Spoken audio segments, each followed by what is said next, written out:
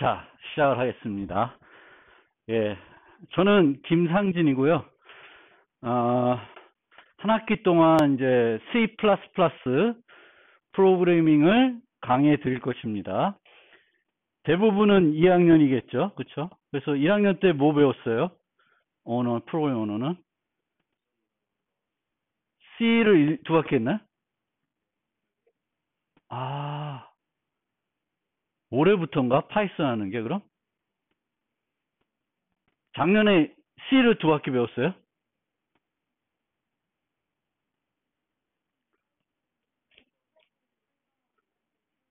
그쵸. 1학기 때 파이썬하고 2학기 때, 이 복학생들이구나. 아, 복학, 복학 사신 분들은 이제 예전에 C를 두 학기 배웠을 거고, 그 복학하신 분이 아니라 이제 작년에 신입생이었던 분들은 파이썬을 한 학기, C를 한 학기 배웠을 거예요. 어쨌든 프로그래밍 언어를 1년 동안 학습을 한 상태에서 이제 이 수업을 이제 듣게 되는 거고, 여기에 이렇게 영어로 써져 있는 말이 있는데, 괜찮은 말 같아서, 우리가, 여러분들이 프로그래밍을 좋아해요? 프로그래밍? 프로그래밍을 좋아하지 않으면 여기 있을 이유가 별로 없어요. 컴퓨터 공학도가 되겠다는데, 난 프로그래밍이 안 좋아. 재미없어. 그러면은 그건 좀 문제가 있습니다. 그래서 그 프로그래밍을 좋아해야 돼요. 잘하지는 못해도 돼요. 저도 프로그래밍을 잘한다고 말하기는 힘들어요. 근데 저는 프로그래밍 하는 건 저도 학교 다닐 때부터 좋아는 했어요. 그래도 아주 잘하지는 못했어요. 뭐 늘 이렇게 보면 주변에 보면은 정말 잘하는 애들 많잖아요. 이제 그런 수준으로는 한 번도 해본 적이 없고 그래도 좋아했어요. 그리고 여러분들도 좋아하면 좋을 것 같아요. 어렵게 느끼더라도 프로그래밍 언어를 좋아해야 되고 여기에 핵심은 프로그래밍은 예술이다라는 거예요. 그리고 나를 예술가로 생각해야지 더 프로그래밍을 잘할 수 있다라는 얘기를 하고 있습니다. 여기 보면은 Objects of Beauty, 아름다운 것을 만들어낸대요. 여러분들이 만든 코드가 아름답게 느껴져요? 근데 실제 막 프로그래밍 언제 하다 보면은 정말 와 내가 이렇게 이쁜 코드를 만들었지 할 때도 있을 거예요. 그래서 좀 더 그런 마인드로 프로그래밍을 좋아하려고 재미를 가지려고 그렇게 느꼈으면 좋겠고 그 재미를 느끼려면은 어렵지 않아야 되는데 이 C++는 상당히 어려운 언어예요. 문법이 매우 복잡합니다. 그래서 그런 측면은 있는데 그렇다고 복잡한 문법들을 다 배제하고 강의하기는 힘들어요.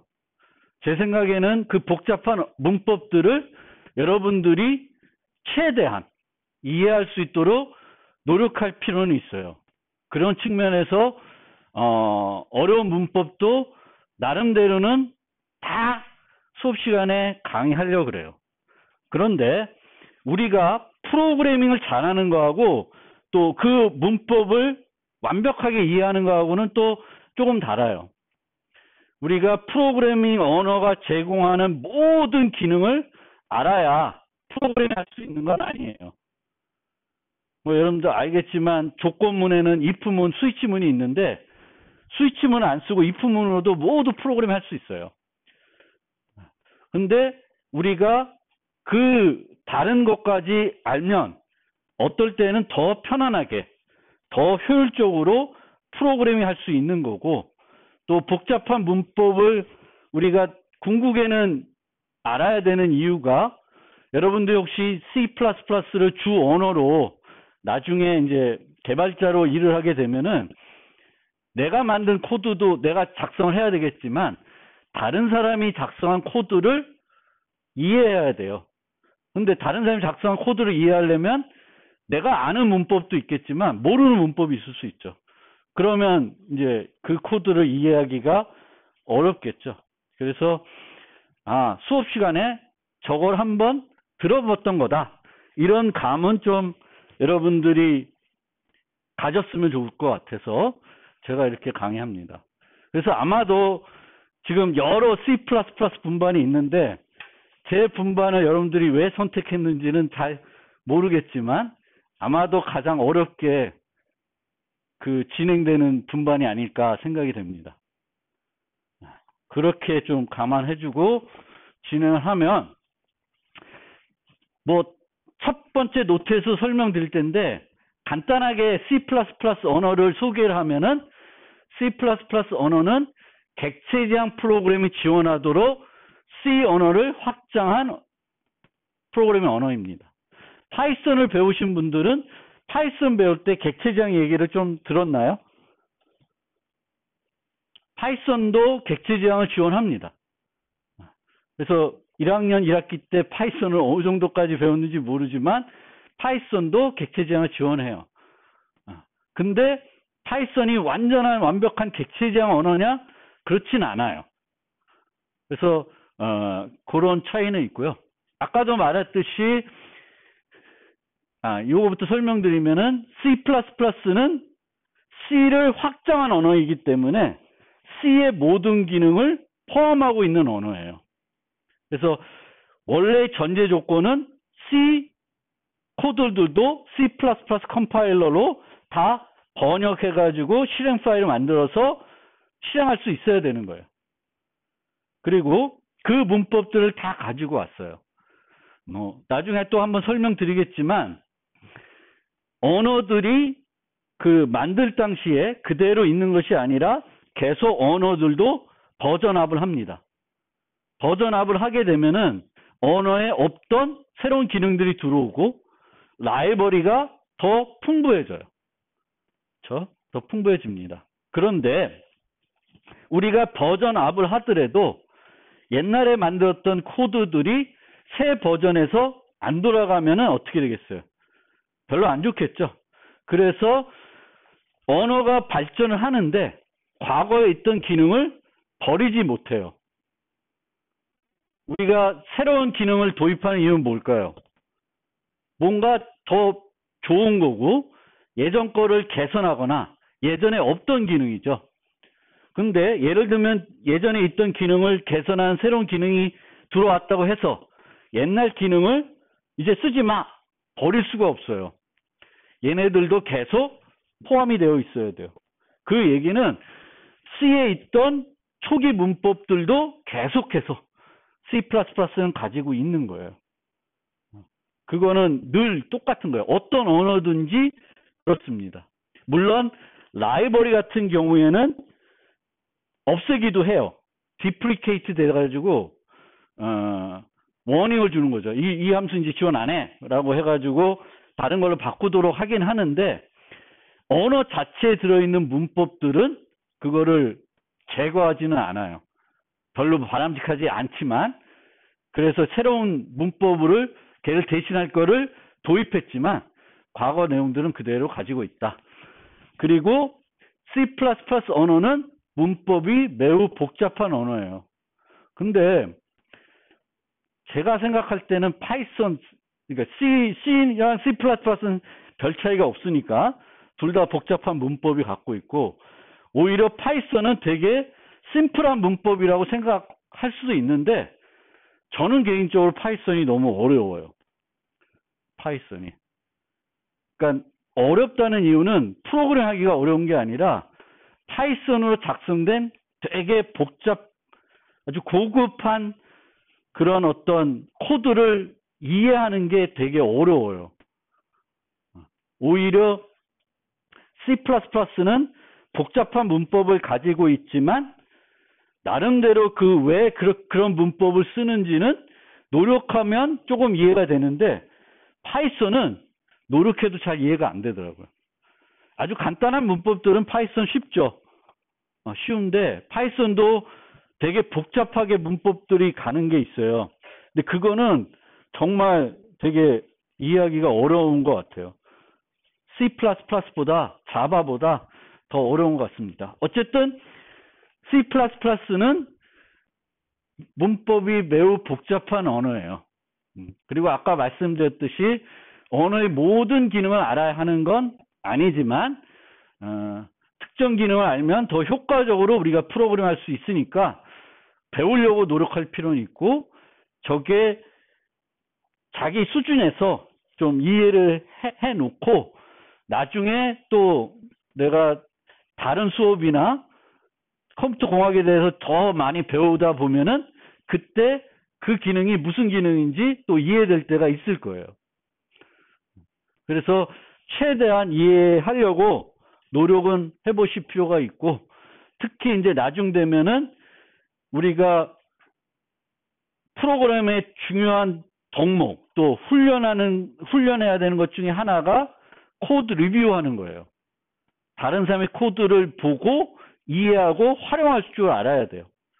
맨날 그 개발자들이 하는 일이 구글링 해가지고 다른 소스 보고 카피 앤 페이스트 하는 건데 그 카피 앤 페이스트 하려고 그래도 그 코드를 그 인터넷에 있는 코드를 이해할 수 있어야 돼요. 읽고 이해해야 돼요. 그래서 그런 측면에서 여러분들이 좀 복잡한 문법이라도 이해해 보려고 노력하고 실제 너무 복잡하다 보니까 회사들에서는 C++ 언어가 이렇게 있으면 우리 회사는 요것만 쓸 거야. 다른 거 쓰지 마. 이렇게 할 수도 있어요. 그래도 프로그램 짤 수는 있으니까 그렇게 할 수는 있습니다. 얘는 기본적으로 강건성에 문제가 있을 수 있더라도 유용하게 사용할 수 있는 기능이면은 도입을 합니다. 그러니까 계속 기능들이 추가되다 보면은 문법이 복잡해지죠. 자바는 거의 반대예요. 기능을 도입할 때 이 기능이 남용될 수 있고 오류를 자주 나타낼 수 있는 기능이면은 도입을 안 해요. 강건성을 되게 중요시하니까. 근데 C++는 강건성보다도 효율성을 중요시하고 프로그램을 간결하게 짧게 짜는 것들을 좋아하기 때문에 기능들을 계속 추가를 합니다. 그래서 그만큼 더 어렵고요. 이 C++는 지금은 또 널리 사용되는 언어는 아닐 수 있어요.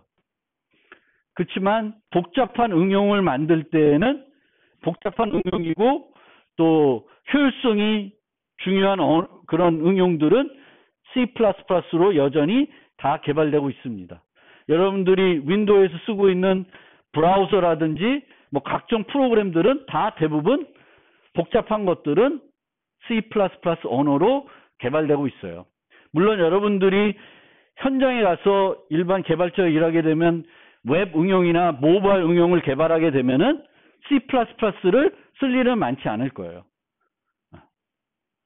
그렇지만 여전히 아주 여러분들이 활용하고 있는 뭐 예를 들면 데이터베이스다 뭐 이런 것들은 실제 C++로 작성이 되어 있는 거예요. 그래서 조금은 활용도가 많이 줄어들었다. 왜냐하면 이 C++가 각광받았던 시점은 뭐냐면은 윈도우 응용들을 많이 만들어야 됐을 때. 지금은 윈도우 응용을 많이 만들다기보다는 웹 응용이나 모바일 응용을 더 많이 만들고 우리가 서비스를 사용할 때 소프트웨어를 내 PC에다 설치해서 사용하는 것이 아니라 웹에서 어디 접근해서 서비스 쓰는 경우가 많아요. 프로그램을 내 컴퓨터에서 설치해서 쓰는 프로그램들이 그렇게 많지는 않아요. 어떤 서비스를 쓰더라도. 그래서 좀 중요도는 조금 떨어진 언어이지만 그래도 여전히 널리 사용되는 언어이다. 그리고 이게 최근 추세이기도 한데 아까도 말씀드렸듯이 그 언어들이 계속 버전업이 되고 있는데 옛날에는 이렇게 버전업을 빨리 하지는 않았어요. 천천히 필요하면 했는데 지금은 서로 경쟁을 하는 것 같아요. 언어들이. 그래서 이제 그 버전업이 되는 주기가 상당히 짧아지고 있습니다. C++는 그래도 좀 나아. C++는 그 커뮤니티에서 얘는 어떤 회사 소유물은 아니에요. C++ 언어는.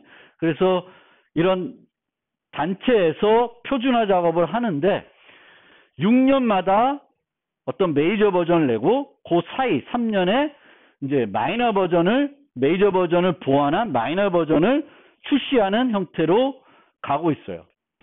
자바 같은 경우에는 6개월마다 내고 있고요. 파이썬도 뭐 버전업이 맨날 조금씩 되죠. 그래서 그렇게 되고 있고, 이제 그 뒤에 설명드리겠지만 C++의 가장 최신 버전은 C++ 20입니다. 20가 가장 최신 버전이고요. 이렇게 언어들이 새롭게 버전업을 하다 보니까 서로 상대방 언어에 어떤 기능이 있는지 내 언어에 없어. 그러면 그 기능들을 좋아하는 기능들, 개발자들이 많이 활용하는 기능들이면 서로 이제 가져다가 내 언어에다가 이 언어에다 넣는 거예요. 그러다 보니까 예전에는 언어들마다 제공하는 기능들이 차이가 컸었는데 지금은 유사해지고 있어요. 여기에도 있는 기능이면 여기에도 뭐 정확히 똑같진 않겠지만 비슷한 형태의 어떤 기능들이 추가가 되고 있습니다. 그래서 현재는 모든 언어가 함수형 프로그래밍을 지원하고 있고요. 함수형 프로그래밍이라는 것은 함수를 데이터로 취급해 주게 하는 거예요. 인트와 같이. 그러니까 함수를 다른 함수의 인자로 전달할 수 있고, 함수를 함수의 결과로 받을 수 있고, 함수를 변수에 유지할 수 있어요. 그러면 이제 그런 언어들을 함수형 프로그래밍을 지원한다 그럽니다. 그래서 그렇게 바뀌고 있고 뭐 비슷비슷해지고 있어요. 그리고 원래 객체지향 언어가 아닌 것들도 되게 객체지향 언어를 이제 비슷하게 C++나 자바와 같이 비슷하게 지원하도록 바뀌고 있습니다.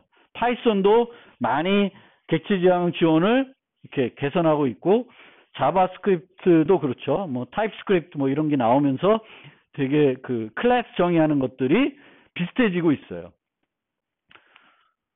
그래서 한번 요 사이트를 혹시 아시는지 모르겠는데 TOB라고 하는 사이트가 있는데, 이 사이트는 매달 프로그래밍 언어의 순위를 발표하고 있습니다. 그러면 현재 2월, 지금 3월이고 있구나. 근데 2월달, 지난달 기준으로 한번 순위를 보면은 1위가 파이썬입니다.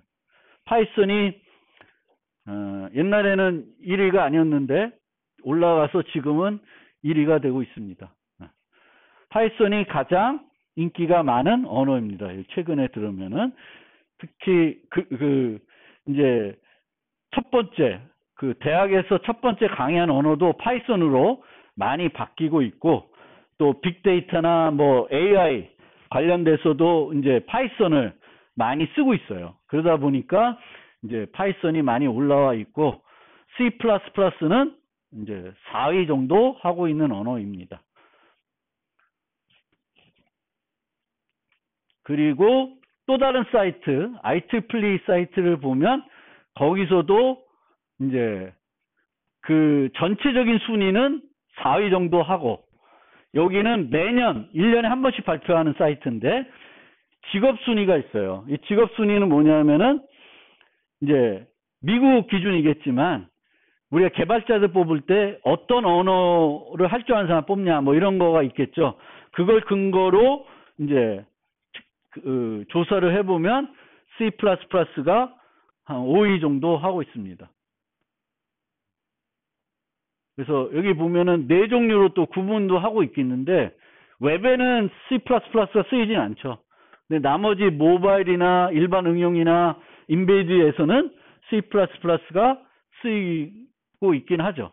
근데 주로 일반 응용들, 복잡한 아까 같은 내가 말씀드렸던 브라우저라든지 운영체제 자체라든지 데이터베이스라든지 뭐 일부 게임들도 많이 이제 C++ 개발 안 하겠죠. 근데 하여튼 그렇게 바뀌고 있습니다. 자, 그래서 여러분들이 이제 이번 학기에 배울 언어가 C++ 언어인데 거기에 대해서 잠깐 설명을 드렸고, 강의 목표를 좀 말씀드리면 어쨌든 C++ 프로그래밍 언어이니까 한 학기 끝나고 나면 이제 C++ 언어가 어떤 놈인지 여러분들이 이해를 했으면 좋겠고, 그걸 이용해서 프로그래밍을 하실 줄 알아야 되겠죠. 그리고 이 수업에서는 C++ 11부터를 모던 C++라고 그래요. 현대 C++. 그래서 그 6년 주기 단위로 이렇게 바뀌는 그 시작 주기가 C++ 11입니다. 그래서 이 수업에서는 C++ 20에 있는 내용까지 여러분들한테 설명을 드릴 것입니다. 설명을 드리는데 20을 갖고 실습까지 해보고 싶었는데 20은 컴파일러들이 제대로 지원을 안 해요. 컴파일러 아직. 그 표준이 나온 지 얼마 안 돼서 완벽하게 지원을 안 해요. 특히 제가 쓰는 저 맥 저놈 환경에서 잘 지원을 안 해서, 그래서 이런 기능이 있다라는 것만 소개를 하고 우리가 실습하는 내용은 C++ 17 위주로 하겠습니다. 근데 20에 새롭게 들어온 내용도 이런 내용이 있다라는 정도로 소개를 하면서 진행을 하려고 그래요. 그리고 이제 객체 제한 프로그래밍을 지원하는 언어죠, C++는. 그래서 객체 제한 프로그래밍이 뭔지도 이제 여러분들이 제대로 기본을 이해할 수 있는 그런 수업이 됐으면 좋겠습니다. 이제 객체 제한 관련해서 좀 더 그러니까 좀 더 자세한 내용은 다음 학기에 혹시 자바를 들으면 그때 좀 더 학습해 보시고, 여기서는 이제 전반부에서는 그냥 일반 C++를 어떤 기능들이 있는지 C와 비교하면서 좀 설명을 드리고, 강의 후반부 중간고사 이후쯤 아니면 중간 좀 전부터는 객체 제한 얘기를 조금 해드릴 거예요. 클래스를 정의하는 방법, 객체 제한의 기본 그런 그 기법들, 뭐 특성들, 그런 것들을 설명드릴 거고요. 그리고 다양한 프로그래밍들을 해봄으로써 이제 프로그램 실력을 이제 업그레이드 하시면 되겠습니다. 그래서 그렇게 이제 요 5가지를 목표로 진행을 하겠습니다. 그리고 방금 말씀드린 것처럼 객체 제한 프로그래밍 언어를 설명할 때는 2가지 방법이 있는데, 이 수업에서는 여러분들이 아직 객체 제한을 잘 모르는 상태이니까 객체 제한을 강의 후반부에 가서 시작해서 강의하고요. 다음 학기에, 이번 학기 제 수업이 마음에 들어서 다음 학기에 자바를 제 수업을 혹시 신청하면 자바는 이제 얼리 오브젝트 방식으로 강의를 합니다. 객체 제한을 이해하고 있다고 판단하에 처음부터 객체 제한 얘기를 가지고 자바를 설명해 드립니다. 근데 C++는 그렇게 하기에는 좀 아직은 여러분들이 객체 제한을 다른 수업에서 잘 접하지 않았을 거니까 그렇게 이제 들어가고요. 이거 수정을 해야 되는데 잘못했다. 그리고 주로 콘솔 기반 실습하는데 요번 학기에는 처음으로 학기 과제를 GUI로 해보려고 그래요. GUI로 해보려고 합니다. 그래서 그것도 좀 이따 설명드리는데 이제 콘솔 기반이 아닌 GUI도 잠깐 아주 간단한 거를 한 가지 해보려고 그래요. 학기 과제로. 그리고 제 수업에서 여러분들 보통 이제 비주얼 스튜디오를 쓰는데 비주얼 스튜디오를 안 쓰고 다른 환경에서 프로그램 해보겠습니다. 우리가 이제 쓸 환경이 이클립스라고 하는 건데 그거에 대해서도 좀 뒤에 가서 다시 설명드리고요. 그리고 2가지 사이트를 또 추가적으로 활용할 건데 리트코드라는 사이트랑 judge.koreatech.ac.kr 요 사이트 2가지 사이트를 이용합니다. 그리고 요 사이트에 대해서는 제가 EL에 공지사항 하나 올려놓은 거 있는데 아이디가 없으신 분은 아이디를 만들어서 내 아이디가 뭐다라는 거 알려주시면 좋겠어요. 그럼 나중에 요 사이트 갖고 과제도 하고 실습시험도 봅니다. 그래서 그 아이디를 저한테 주셔야 되겠고요. 리트코드도 리트코드에 있는 문제들을 제가 많이 실습에 활용하니까, 리트코드는 어떤 사이트냐면은, 그, 회사 면접 문제들이 올라오는 사이트예요. 페이스북에서 사용한 문제들, 구글에 사용한 문제들, 삼성에서 사용한 문제들, 이런 것들이 거기에 올라와 있어요. 그래서 여러분들이 나중에 요즘은 회사에 개발자로 취업할 때는 그 면접을 보게 돼요. 기술 면접. 그 기술 면접에서 보통 이제 프로그래밍, 손코딩을 해야 돼요. 그래서 그럴 때 이제 많이 물어봤던 문제들이 거기에 올라오니까 그 공부할 때 되게 좋은 사이트예요. 저도 많이 활용하는 사이트니까. 그 사이트 두 가지를 하고, 리트코드도 한 번도 안 가보신 분은 한번 가서 가입하고 이제 거기에 있는 문제들을 풀어보면 좋아요. 거기에 보면은 문제들이 세 가지로 되어 있어요. 레벨이, 수준이 easy, 뭐 중간 하드, 이렇게 미디움, 하드로 되어 있는데 자기 수준에 맞게끔, 그리고 여러 언어들 다 지원하기 때문에 뭐 지금은 파이썬이 좀 자신 있으면 파이썬으로 문제들을 풀어보고, 그 다음에 파이썬을 해결한 문제들을 이제 C++ 배우고 나면 한번 바꿔보는 거에 좋겠고, 리트코드에 대해서는 또 한번 쓸 때 다시 한번 설명을 드리겠습니다. 그리고 교재는 제공해 드립니다. 그래서 매주 지금 많이 올라가 있죠. EL에. 거기 가면은 그 슬라이드와 그리고 PDF로 되어 있는 교재가 있어요. 제가 책으로 내지 않고, 책 내면 또 사야 되니까, 여러분들이 그냥 PDF 되어 있는 장별 그 교재가 있어요. 제가 만든. 그래서 그거 다운받아서 그걸 이용해서 학습하시면 되겠습니다. 뭐 선수 과목이 이건데 뭐 이게 꼭 들어야 되는 건 아니지만 파이썬 얘기는 별로 안 해요. 근데 C 얘기는 좀 할 거예요. 왜냐하면 C++C를 포함하고 있으니까. 그래서 조금은 C의 기본적인 건 알았으면 좋겠고, 또 프로그래밍의 기본, 뭐 함수가 뭐다, 뭐 반복문이 뭐다, 뭐 이런 거는 정도는 여러분들이 알고 있는 상태에서 이제 수업을 듣는다고 생각하시면 되겠고, 그리고 그 EL에 그것만 있지 않고 이제 그 실습 자료실이라는 게시판이 따로 하나 또 있습니다. EL에. 거기에는 이제 각 장별로 제가 사용한 또 활용할 그 예제들의 소스가 있어요. 거기에 올라간 거는 이제 올라간 것도 있고, 거기에 올라가지 않았지만 이제 추가로 올라갈 수 있는 것들도 있어요. 왜냐하면 숙제해야 될 거라든지, 또 제가 직접 여기서 할 것들은 안 올리는 경우가 있어요. 숙제 걸 미리 다 답을 줄 수는 없으니까. 그래서 그렇게 이제 보시면 되겠고, 거기에 올라간 그 프로젝트들은 이클립스에서 쓰는 프로젝트들이에요. 그래서 이클립스에서 이제 임포트 해가지고 활용을 할 수 있는 프로젝트들이다. 근데 제가 맥을 써요.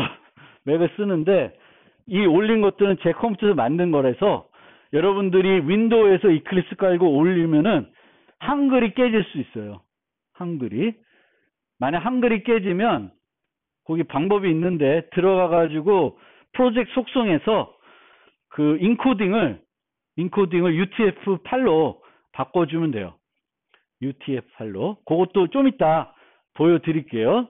그래서 한글이 깨질 수 있는데 그거는 다 바꿀 수 있다라는 거고요. 그 다음에 강의.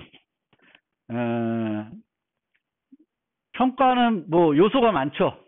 그래서 원래 비대면 수업을 할 때 처음에는 좀 상호작용을 좀 어떻게 해보고자 제가 처음에 했던 게 이제 질의응답이에요.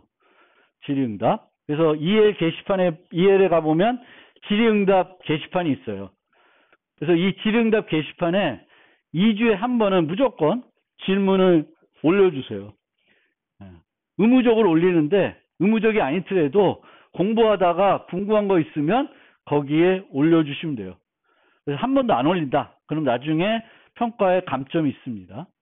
그래서 그렇게 여러분들이 2주에 한 번 정도는 공부하면서 궁금한 거를 올리시면 되겠고, 가급적이면 중복이 안 됐으면 좋겠는데, 뭐 어쩔 수 없이 뭐 다 여러분들이 올라온 그 질문들을 보지 못할 수도 있으니까, 근데 가급적이면 예전에 올라왔던 똑같은 질문을 안 해주시면 좋겠고요. 그래서 그렇게 보시면 좋겠고, 이렇게 평가를 합니다. 그러니까 1, 2주에 한 번 이상 있어야 돼요. 여기 5번이고 빵이면은 이건 감점돼요. 그러니까 한 주에 많이 한다고 해도 돼. 해도 되는데 2주에 한 번씩은 질문이 뭔가는 있어야 감점이 없다라는 거고요. 그 다음에 작년부터는 또 학교에서 뭐 퀴즈를 뭐 해야 된다고 해서 퀴즈를 또 EL에다가 올렸어요.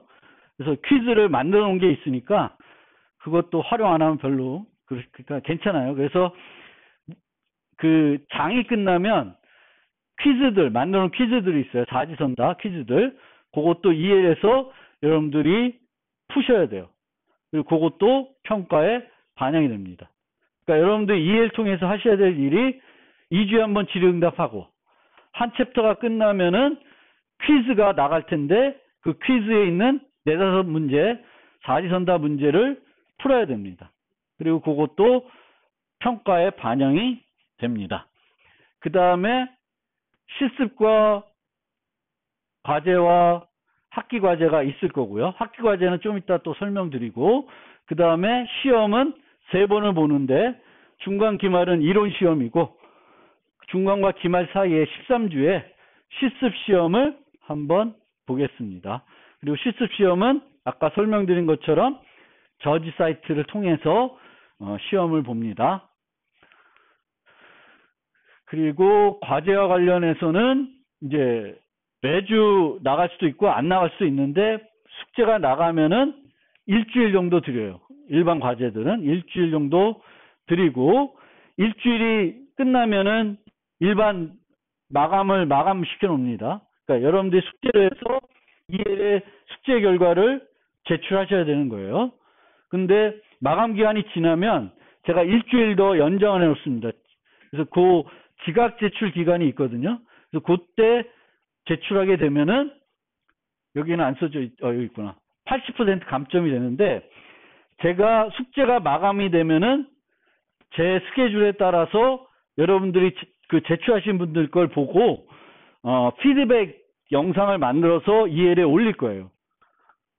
그러면 그 영상이 올라간 뒤에 또 제출하신 분이 있을 거예요. 그건 뭐 보고 할 수 있는 거니까 조금 더 감점이 됩니다. 그래서 그렇게 이해하시면 되겠고, 숙제 피드백은 수업 시간에 안 하고 영상을 찍어서 피드백 드릴 테니까 그렇게 이해해 주시면 되겠습니다. 그리고 프로그램 주석에는 주석이 있어야 돼요. 프로그램 주석이 뭔지 모르는 사람.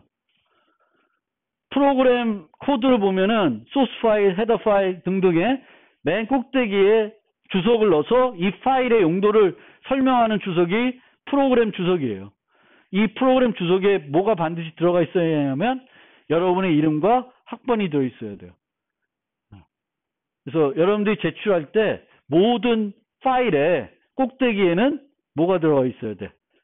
여러분 이름과 학번이 들어가 있어야 돼요. 그래서 제가 열어보면 어느 학생 건지 쉽게 볼 수 있게끔 학번과 이름은 모든 파일에 다 넣어주세요. 그 다음에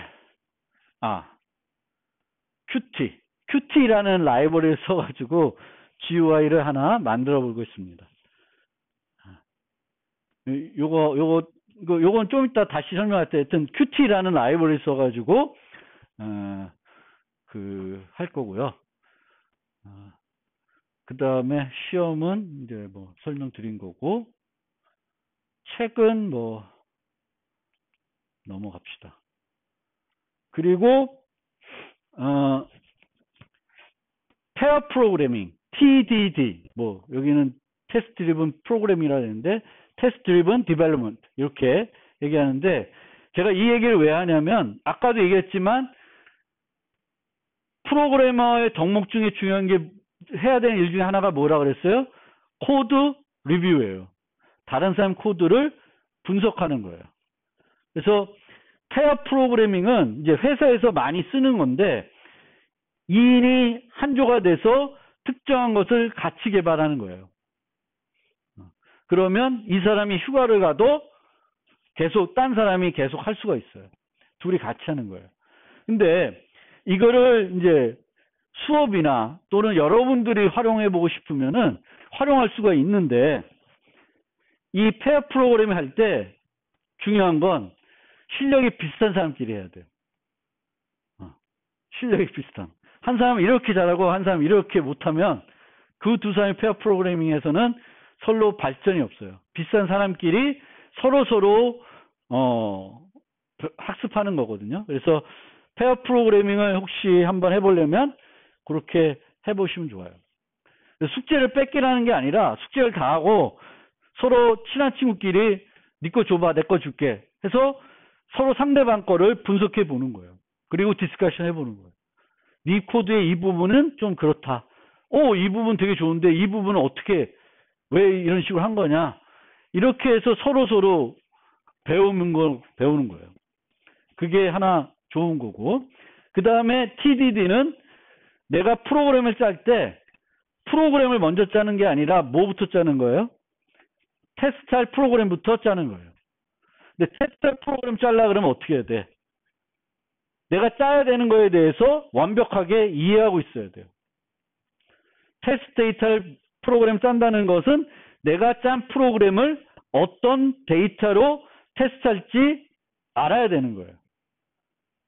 그래서 내가 프로그램을 짤 때 TDD를 늘 생각하면서 테스트 프로그램을 미리 만들지 않더라도 내가 만든 프로그램을 어떤 식으로 어떤 데이터를 갖고 테스트해 볼지를 생각해 볼 필요가 있어요. 예를 들면 우리가 보통 어떤 함수가 있으면 이 함수는 정수 하나를 받아요. 그러면은 얘가 뭘 준다고 칩시다. 그러면 이 함수가 올바르게 동작하는지 검사해 보려면 뭘 해보면 돼요? 얘가 받을 인자는 하나고 얘의 범위를 봐야 되겠죠.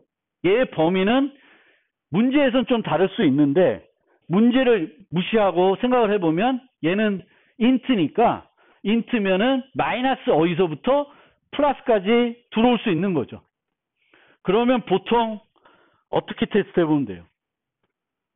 0일 때 테스트 해보고 양수일 때 테스트 해보고 음수일 때 테스트 해보고 그리고 또 뭐 해보면 좋아요? int max, int min 요 5가지 정도를 테스트 해보면은 내가 기대하는 게 그렇게 들어왔을 때 기대되는 결과가 있는데 그 기대된 결과를 주는지를 보는 거예요. 그게 테스트예요. 그러니까 내가 어떤 함수를 만들 때 어떤 데이터들이 들어가면 뭐가 나와야 되는 거지. 그럼 내가 어떤 데이터를 줘서 내가 나오는 거를 확인할지를 결정을 해야 되는 거고, 그러면 어떤 거를 우리가 여기다 넣어봐야 될지. 우리가 보통 어떻게 넣어보냐면은 랜덤하게 만들어서 넣어볼 수도 있어요. 근데 랜덤하게 넣어보면은 뭘 알아야 돼? 그 랜덤한 값이 들어왔을 때 나오는 출력을 알아야 되겠죠. 그러려면은 얘와 다른 거가 하나 있어야 돼. 답을. 그러니까 내가 만들려는 건 있는데 그거를 똑같이 해주는 뭔가 있어야 돼요. 그래야지만 얘를 테스트할 수 있어요. 뭐 라이벌에서 그걸 해준다. 내가 만들었는데 라이벌 똑같은 거야. 그러면 라이벌의 결과와 내 결과를 비교해 보면 되겠죠. 그럼 내게 잘 되는구나. 그런 식으로 해보는 거예요. 나는 되게 효율적인 걸 만들어야 되는데 비효율적으로는 완벽한 답을 주는 걸 만들 수 있어요. 그럼 얘는 뭘 쓸 수 있어? 얘를 테스트할 때 쓸 수 있지. 얘는 답은 정확하잖아. 그래서 그런 식으로 하는 게 TDD 테스트예요. 그래서 여러분들도 프로그래밍 할 때 어떤 함수를 만들 때 유닛 테스트라고 해서 여기서 단위 테스팅 한다 그러잖아요. 그 유닛은 뭐냐면은 함수예요. 함수 단위로 내가 만든 함수가 5개면 각각 함수들을 확인하는 거예요. 하나 확인하고 그 다음 것 짜고 또 얘 확인되면 그 다음 것 짜야지 3개, 5개 만들어 놓고 확인하게 되면은 얘 때문에 얘가 어느 놈이 문제가 되는지 알 수가 없어요. 그리고 한 놈을 테스트해 보려면 어떻게 테스트할지, 어떤 데이터 갖고 테스트할지, 그 데이터 갖고 내가 테스트를 실제 할 수 있는지, 뭐 이런 걸 생각해서 만드는 게 이제 테스트입니다.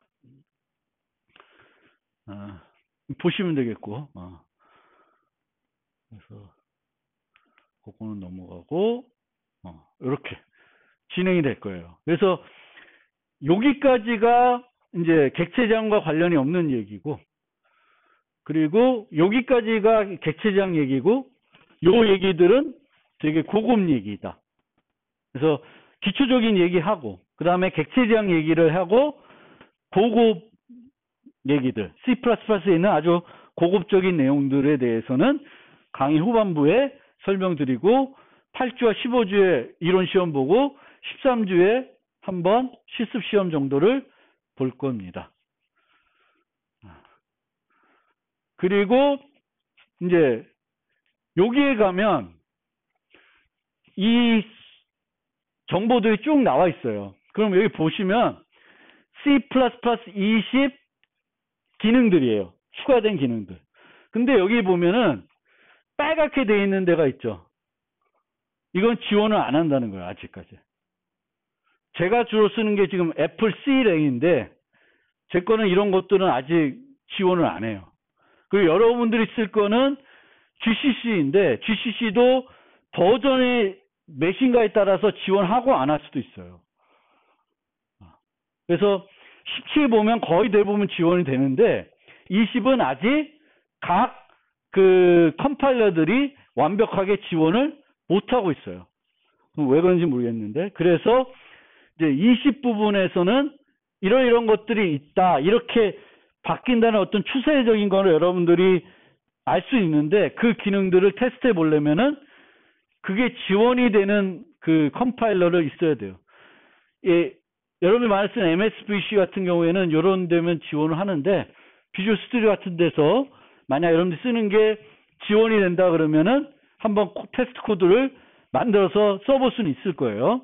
근데 일반적으로 지금 실습실이나 또 제 컴퓨터에서는 몇 가지 기능들은 테스트가 안 돼서 C++20은 이제 좀 소개만 하고 실습은 못한다라는 점 설명을 드리고 실습실에서는 이제 맥 컴퓨터로 되어 있고 이 맥 컴퓨터에는 엑스코드라는 개발 툴이 있어요. 이제 얘를 설치하면은 아까 보셨던 C랭이라고 하는 C++ 컴파일러가 설치됩니다. 얘도 GCC 지원하는데 거기를 설치하고 나서 이클립스를 설치하면 이클립스는 컴파일러가 아니에요. 컴파일러 갖고 있지 않아요. 비주얼 스튜디오는 설치하면 개발 통합 환경과 컴파일러가 같이 설치가 되는 거죠. 근데 이클립스는 그냥 개발 환경만 제공해줘요. 컴파일러는 별도 설치를 해야 돼요. 자바 쓰고 싶으면 자바 설치해야 되고 C++ 쓰고 싶으면 C++를 설치를 해야 돼요. 그래서 이제 여러분들은 주로 윈도우에서 집에서 윈도우 쓰실 거 아니에요? 그럼 어떻게 하냐면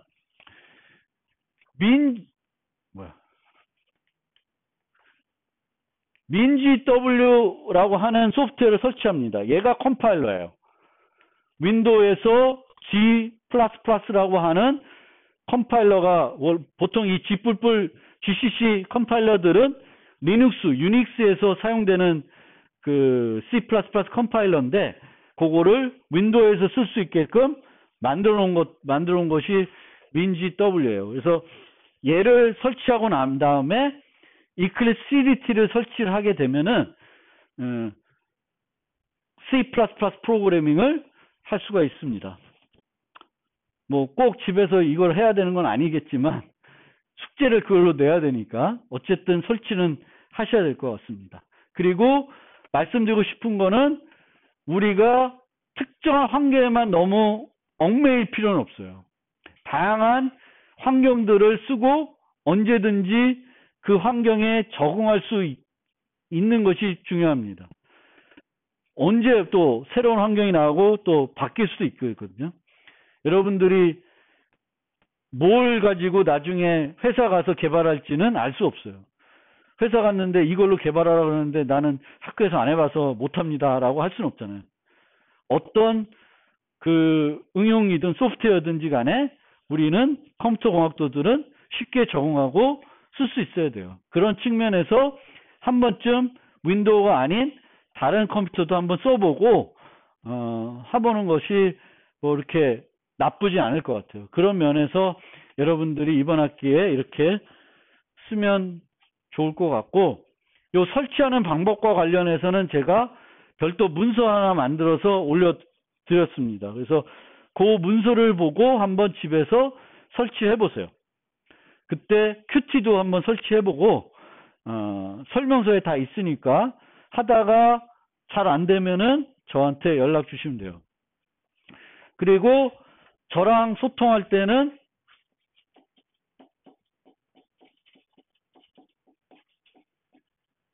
이게 제 핸드폰 번호니까 주로 이걸로 제가 카톡 선호합니다. 그래서 카톡으로 연락 주시면. 메일은 제가 자주 안 봐.